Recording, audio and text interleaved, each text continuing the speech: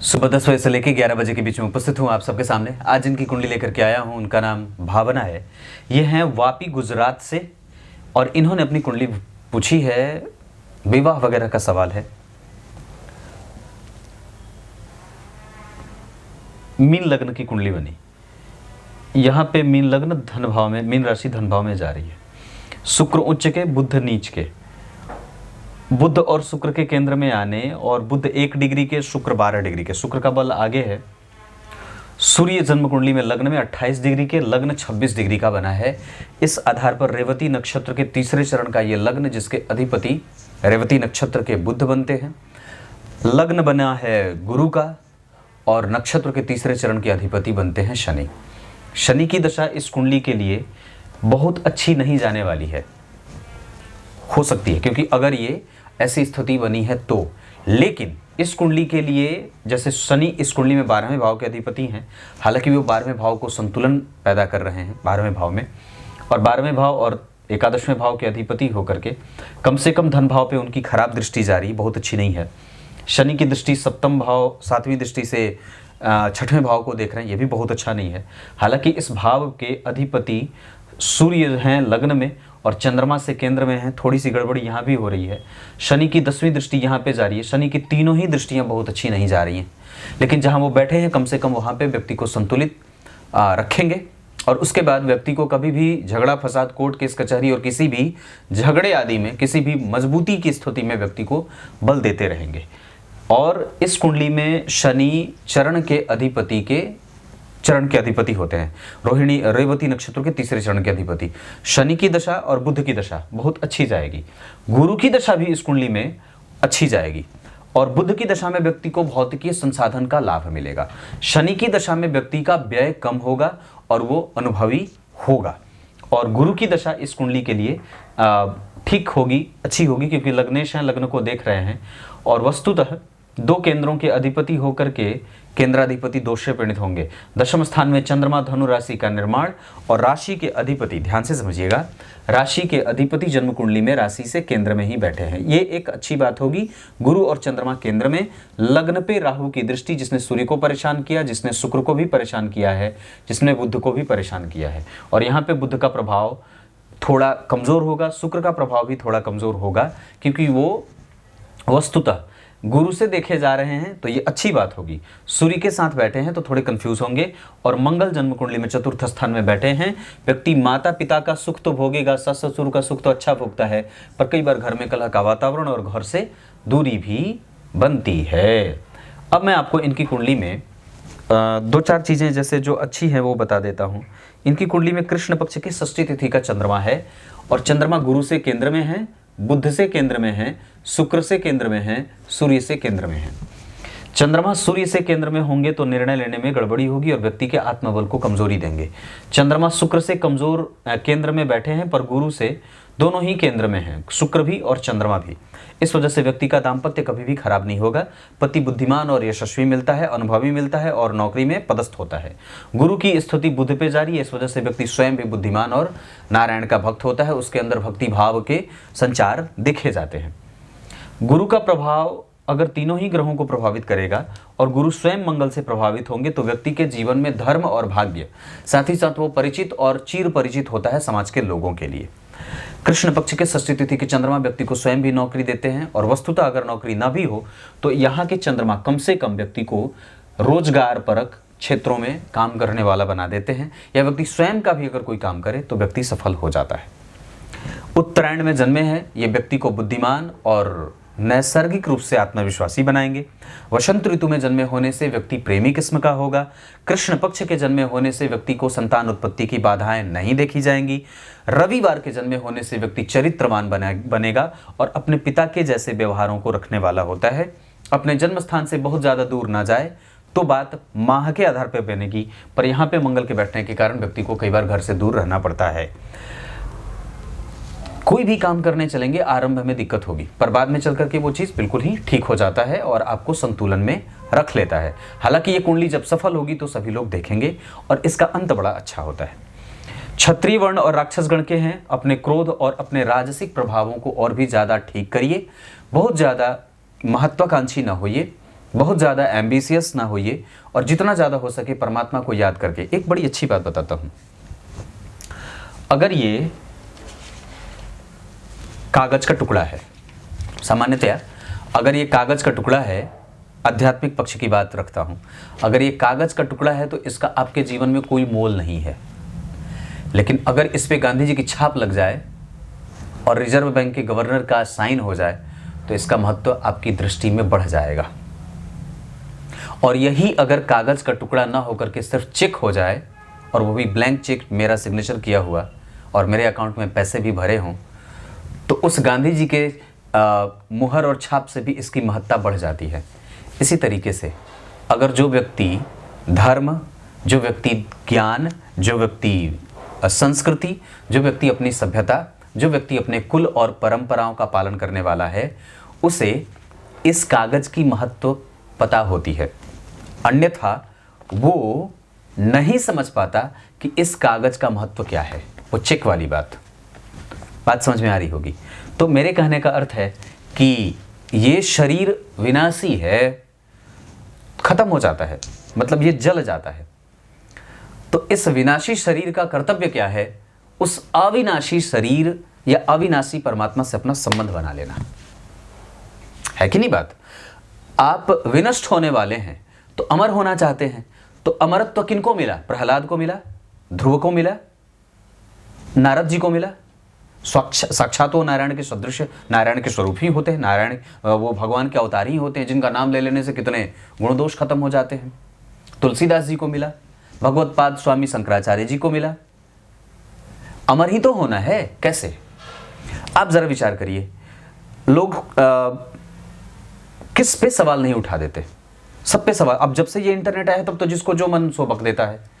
तो कहने का तात्पर्य कि आप अमर ही होना चाहते हैं तो प्रहलाद की तरह और अर्जुन की तरह क्यों नहीं? किसी और की तरह अमर क्यों होना है? विचारणीय बात। तो विनाशी शरीर का अमरत्व तब प्राप्त होगा जब आप एक ऐसे सर्वशक्तिमान नियंता संपूर्ण ब्रह्मांड का, उससे अपना नाम कैसे जुड़ जाए, इस पे फोकस कर लेने की आवश्यकता है। मैं तो करता हूं, आप करने की कोशिश करिए और आपको भी इसीलिए प्रेरणा दे रहा हूं। तो ये बात है। तो यहाँ पे जैसे गुरु ने बुद्ध को देखा, गुरु ने शुक्र को देखा, तो व्यक्ति के जीवन में धर्म है, व्यक्ति के जीवन में अनुभव है, व्यक्ति के जीवन में सांसारिक सुख है, तो उसके साथ आध्यात्मिक पक्ष भी उसका मजबूत है, क्योंकि यहाँ पे शनि बैठे हैं मोक्ष के कारक होकर के। राहु की दृष्टि लग्न पे है। आत्मविश्वास कमजोर ना करिएगा और जितनी ज़्यादा हो सके अपने आप को बलवान बनाने की कोशिश करिएगा। आपको हमेशा ही माता पार्वती की पूजा करनी चाहिए, शिव जी के मंदिर को धोने का काम करना चाहिए, ब्राह्मणों की पूजा, माता पिता का सत्कार और उनकी आराधना ये आवश्यक है। इस कुंडली में गुरु ने शनि को देखा है, यहाँ भी नौकरी के बड़े अच्छे योग हैं। छठे भाव के अधिपति सूर्य लग्न में है, बुध के साथ बैठे हैं, यहाँ भी नौकरी के योग हैं। यहाँ भी व्यक्ति की कुंडली में नौकरी के योग हैं कई प्रकार से। शुक्र स्वग्रही, मालव्य योग, यहाँ चंद्रमा और मंगल, व्यक्ति का दाम्पत्य बहुत अच्छा। और यहाँ पे थोड़ी सी विलंब की स्थिति दिख रही है। मंगल यहाँ पे द्वितीय भाव के अधिपति होकर के नीचा विलासी हो रहे हैं। इस वजह से कई बार व्यक्ति को कुटुंबजनों से दूरी बनती है, व्यक्ति कुटुंब से दूर होता है और विवाह में विलंब के योग बनते हैं। भाग्य भाव के अधिपति जन्म कुंडली में बैठे हैं चतुर्थ में, ये बहुत अच्छी बात होगी।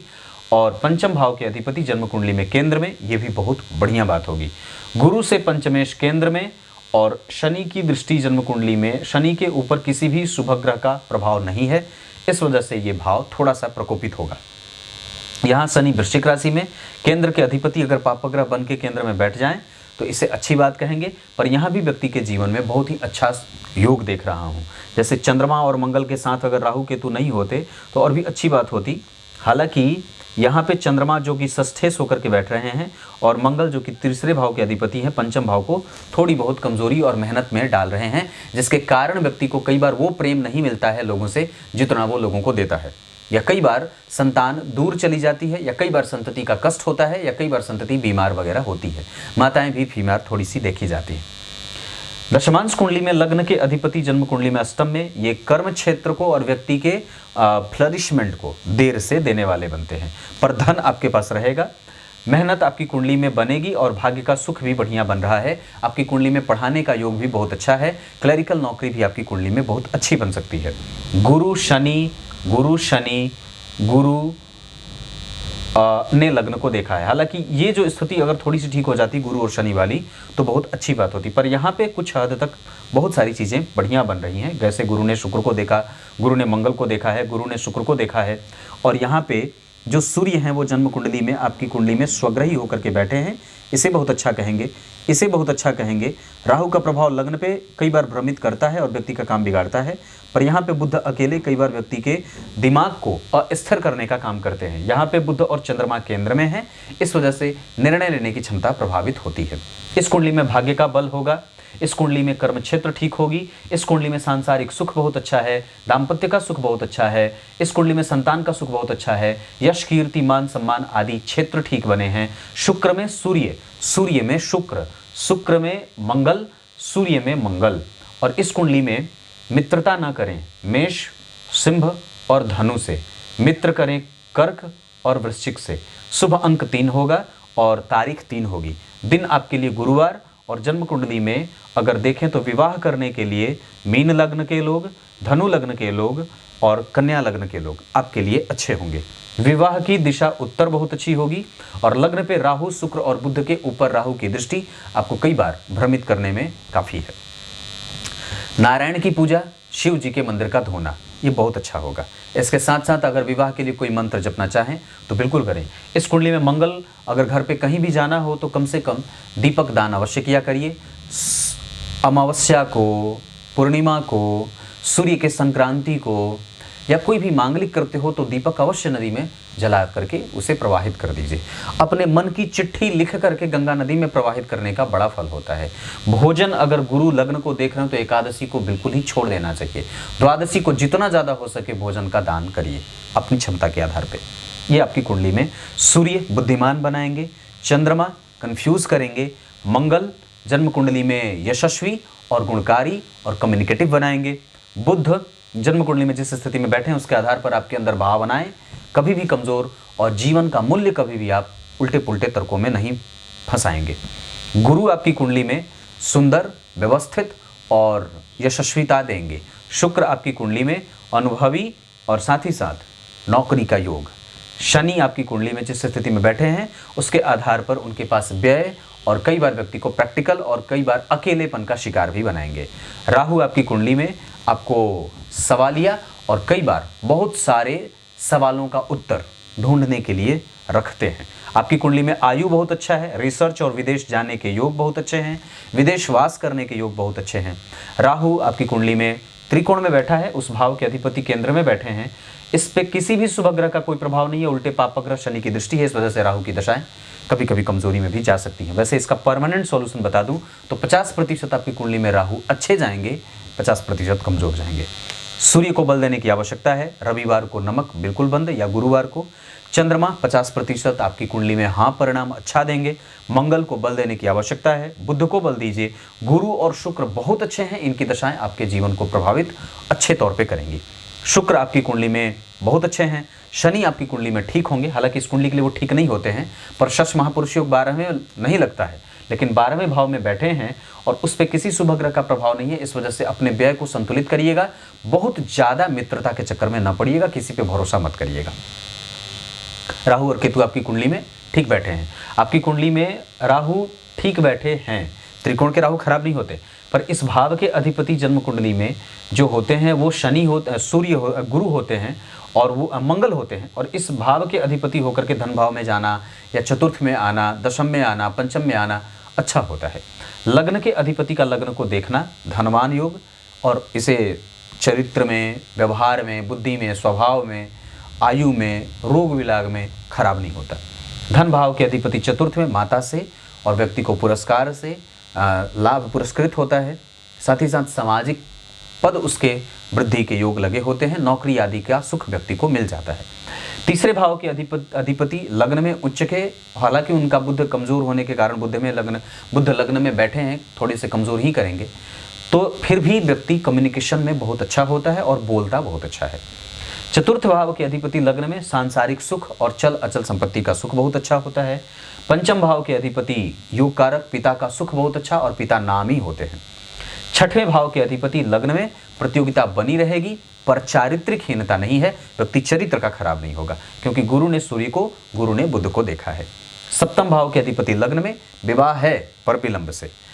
आठवें भाव के अधिपति लग्न में खोजबीन और चिंतन करना बहुत अच्छा बना हुआ है। नवम भाव के अधिपति जन्म कुंडली में चतुर्थ में, इसे बहुत अच्छा भाग्यशाली योग कहेंगे। व्यक्ति सबका आदर करता है, सास ससुर से खटपट न हो, इसका ध्यान थोड़ा रखिएगा। दशम भाव के अधिपति आपको सामाजिक और समाज में प्रतिष्ठापन्न बनाएंगे, आपको खुद की नौकरी भी बहुत अच्छी जमेगी। एकादशवें भाव के अधिपति जन्म कुंडली में कहाँ बैठे? 12वें, विदेशों से धन, और ये धन योग ही होगा।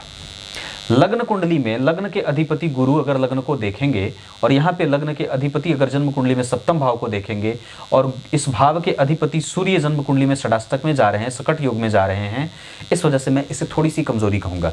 हालांकि शनि की दृष्टि यहाँ पे बहुत अच्छी नहीं है और इस भाव के अधिपति भी किसी शुभ ग्रह से प्रभावित नहीं है, इस वजह से भी विवाह मिला करके ही करना चाहिए। हालांकि आपकी कुंडली में मैं जो अभी दशा देख रहा हूँ उसमें चंद्रमा की दशा है, जो इस कुंडली के लिए अच्छे होते हैं और विवाह के बहुत अच्छे योग आपकी कुंडली में, जैसे पंचमेश चंद्रमा और गुरु का प्रभाव आपकी राशि से जो बन रही है, मीन के जा रहे हैं, इसका अर्थ होगा कि आपकी कुंडली में अभी भी विवाह का योग होगा और आगे भी बनेगा, क्योंकि अभी मंगल आने वाले बाकी हैं। भाग्येश विवाह कराते हैं। अपने जन्म स्थान से उत्तर दिशा की तरफ विवाह के लिए जाइए। और एक बात और बता दूं तो वस्तुतः आपकी कुंडली में 23 के फरवरी से बहुत अच्छा योग विवाह का आ रहा है, जो 9वें महीने तक चलेगा। ये बात है। करियर आपकी कुंडली में बहुत अच्छा देख रहा हूँ, हर बार बहुत अच्छी कुंडली दिख रही है करियर में, क्योंकि नवमांश में भी गुरु कृतिका के बैठे हैं और शनि अपने ही नक्षत्र में बैठे हैं।